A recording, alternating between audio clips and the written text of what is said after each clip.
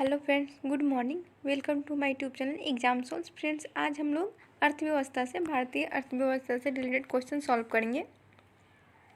प्रश्न और उत्तर हम लोग देखेंगे जो हमारे एग्जाम की दृष्टि से बहुत इंपॉर्टेंट है। खासकर मैं बीपीएससी और बिहार सीडीपीओ की बात कर रही हूँ। मैं उसी को ध्यान में रखते हुए ये वीडियो बना रही हूँ। चलिए फ्रेंड, तो हम लोग देखते हैं। और हाँ, जो नए हैं वो पहले चैनल सब्सक्राइब कर लें और बेल बटन दबाएँ, और जो पहले से हैं तो उनका क्या कहना, वो लाइक, सब्सक्राइब और कमेंट जरूर करें और शेयर भी जरूर करें। चलिए तो हम लोग प्रश्न देखते हैं। पहला प्रश्न है हम लोगों का, भारत में सरकारी समितियों का ढांचा है तो त्रिस्तरीय। क्या है भारत में सरकारी समितियों का ढांचा? तो त्रिस्तरीय है। चलिए तो हम लोग अगला प्रश्न देखते हैं।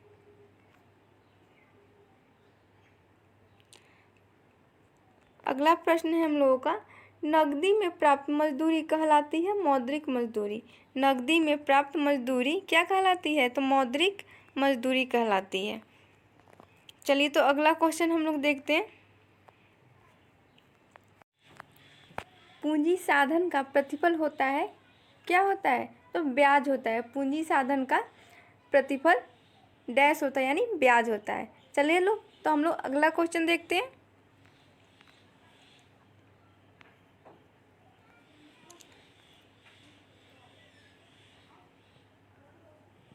अगला क्वेश्चन है हम लोगों का, आर्थिक समृद्धि का अर्थ है उत्पादन में वृद्धि। आर्थिक समृद्धि का अर्थ क्या होता है? तो उत्पादन में वृद्धि होता है। चलिए फ्रेंड्स, हम लोग अगला क्वेश्चन देखते हैं।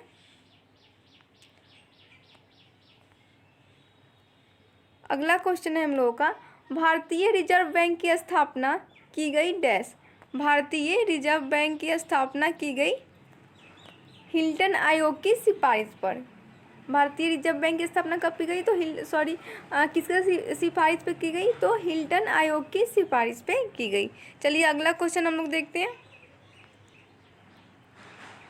अगला क्वेश्चन है हम लोगों का, देश का बड़ा सार्वजनिक व्यापारिक बैंक है भारतीय स्टेट बैंक। देश का बड़ा सार्वजनिक व्यापारिक बैंक कौन है? तो भारतीय स्टेट बैंक है। चलिए हम लोग अगला क्वेश्चन देखते हैं।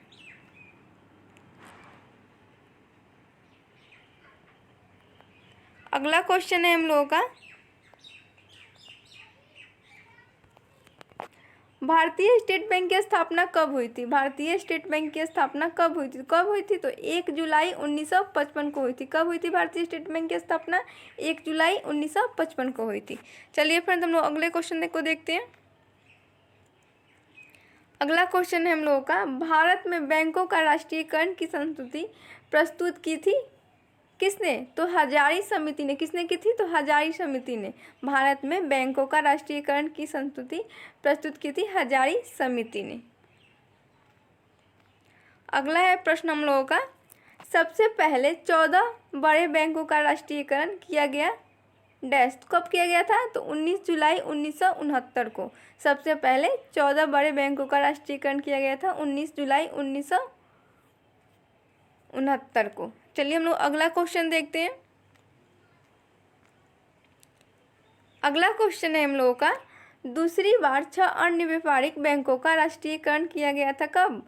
तो 15 अप्रैल 1980 को। दूसरी बार 6 अन्य व्यापारिक बैंकों का राष्ट्रीयकरण किया गया था डैश। तो 15 अप्रैल 1980 को किया गया था। चलिए हम लोग अगला क्वेश्चन देखते हैं। अगला क्वेश्चन है हम लोग का, रिजर्व बैंक केंद्र एवं राज्य सरकार को ऋण प्रदान करता है कितने दिनों के लिए?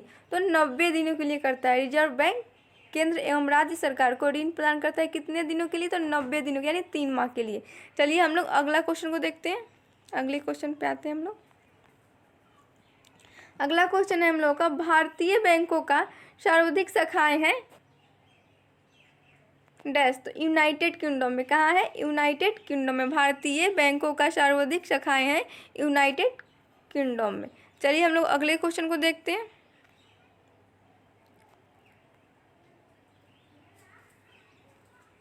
अगला क्वेश्चन है हम लोग का, प्रीपेड कार्ड जारी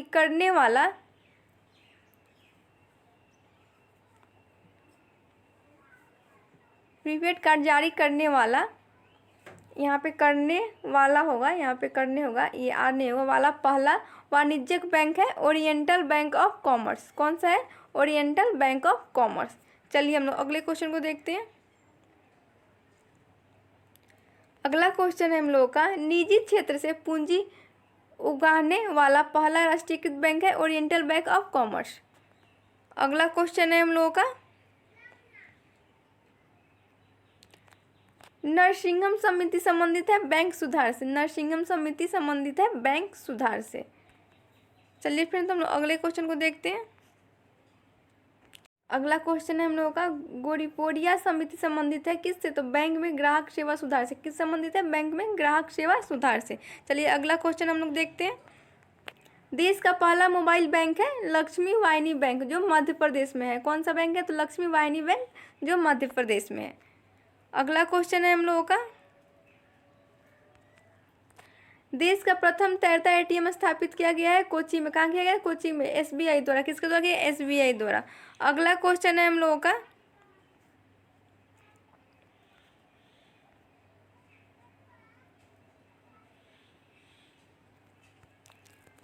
यूटी बैंक लिमिटेड का 30 जुलाई 2007 को नया नाम रखा गया एक्सिस बैंक ऑफ लिमिटेड। क्या रखा गया? Axis bank of limited. अगला क्वेश्चन है हम लोगों का, आरबीआई अपने अनुसूची बैंकों को जिस दर पर ऋण उपलब्ध कराता है वह कहलाता है बैंक दर। क्या कहलाता है? Bank rate. चलिए तो हम लोग अगले क्वेश्चन को देखते हैं। चलिए फ्रेंड्स हम लोग अगला क्वेश्चन देखते हैं। बैंक आरबीआई द्वारा निर्धारित राशि को जब प्रतिभूति के रूप में अपने पास रखता है तो वह कहलाता है डैश। क्या कहलाता है? तो वैधानिक तरलता दर। क्या कहलाता है? वैधानिक तरलता दर, SIR। चलिए तो हम लोग अगला क्वेश्चन देखते हैं। Sorry, SLR। क्या कहलाता है? SLR, वैधानिक तरलता दर, SLR। चलिए तो हम लोग अगला क्वेश्चन देखते हैं। क्या हम लोग अगला क्वेश्चन, अगला प्रश्न है हम लोगों का, बैंक आरबीआई द्वारा निर्धारित राशि को जब नगद के रूप में आरबीआई के पास जमा करे तो वह कहलाता है, क्या कहलाता है? तो नगद आरक्षण अनुपात, यानी CRR। CRR, नगद आरक्षण अनुपात। चलिए तो हम लोग अगले क्वेश्चन को देखते हैं।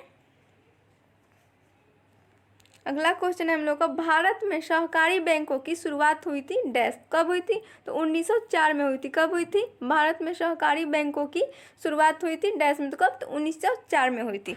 चलिए हम लोग अगला क्वेश्चन देखते हैं। अगला क्वेश्चन है हम लोग का, मौद्रिक नीति की घोषणा भारतीय रिजर्व बैंक द्वारा की जाती है डैश। तो प्रति 6 माह के लिए। कितने के लिए, महीनों के लिए की जाती है? तो प्रति 6 माह के लिए। चलिए हम लोग अगला क्वेश्चन देखते हैं। अगला क्वेश्चन है हम लोगों का, भारतीय औद्योगिक विकास बैंक IDBI की स्थापना की गई थी डैश। कब? तो 1 फरवरी 1964 को। कब की गई थी?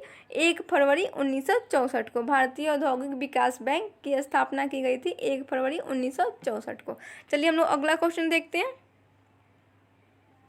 अगला क्वेश्चन है हम लोग का, मानसून का जुआ कहा जाता है डैश को। किसको? तो भारतीय बजट को। किसको कहा जाता है? भारतीय बजट को कहा जाता है। अगला प्रश्न है हम लोगों का, बजट पूर्व आर्थिक समीक्षा प्रस्तुत की जाती है। बजट पूर्व आर्थिक समीक्षा प्रस्तुत की जाती है केवल लोकसभा में। कहाँ प्रस्तुत की जाती है बजट पूर्व आर्थिक समीक्षा? तो केवल लोकसभा में प्रस्तुत की जाती है। चलिए हम लोग अगला प्रश्न देखते हैं। अगला प्रश्न है हम लोगों का, घाटे का बजट कहलाता है जब सरकारी आय व्यय से कम हो। घाटे का बजट किसको कहते हैं? तो जब सरकारी आय व्यय से कम हो। चलिए तो अगला क्वेश्चन है हम लोगों का,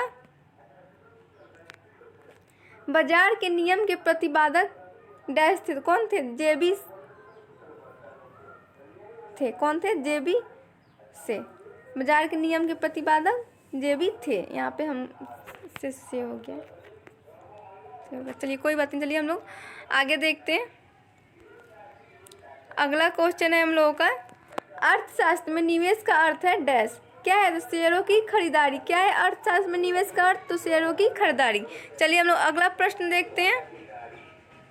अगला प्रश्न है हम लोगों का, भारत का पहला सबसे पुराना बॉम्बे स्टॉक एक्सचेंज BSE की स्थापना कब हुई थी? तो कब हुई थी? तो 1875 में को हुई थी। कब हुई थी? 1875 में हुई थी BSE की स्थापना। चलिए हम लोग अगला प्रश्न देखते हैं। अगला प्रश्न है हम लोगों का, दलाल स्ट्रीट स्थित है मुंबई में। कहाँ स्थित है? मुंबई में। चलिए अगला प्रश्न है हम लोगों का, तो अगला प्रश्न है, राष्ट्रीय स्टॉक एक्सचेंज NSE की स्थापना हुई थी 1991 ईस्वी में फेरवानी समिति द्वारा। किसके द्वारा? फेरवानी समिति द्वारा 1991 ईस्वी में। चलिए फिर हम लोग अगले क्वेश्चन को देखते हैं। अगला क्वेश्चन है हम लोग का, राष्ट्रीय स्टॉक एक्सचेंज का प्रमुख प्रवर्तक है IDBI। राष्ट्रीय स्टॉक एक्सचेंज का प्रमुख प्रवर्तक है IDBI। चलिए हम लोग अगला क्वेश्चन देखते हैं। अगला क्वेश्चन है हम लोगों का, राष्ट्रीय स्टॉक एक्सचेंज का मुख्यालय स्थित है डैश। कहाँ स्थित है? दक्षिण मुंबई में, वर्ली में। कहाँ है? दक्षिण मुंबई, वर्ली में।